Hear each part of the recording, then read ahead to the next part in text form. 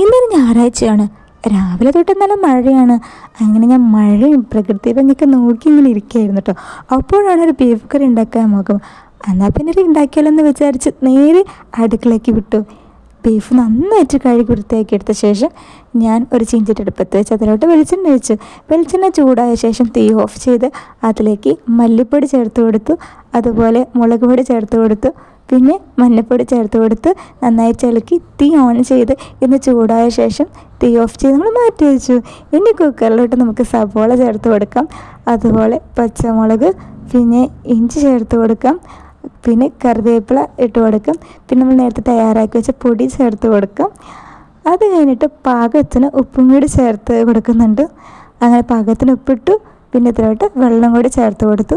അങ്ങനെ കുക്കറടിച്ച് 3 വിസിലടിച്ചപ്പോൾ നമ്മൾ കുക്കർ തുറന്നപ്പോൾ നമ്മുടെ ബീഫൊന്ന് വെന്തു. ഇതിലോട്ട് കായ കഷ്ണം ഇട്ട് കൊടുത്തു.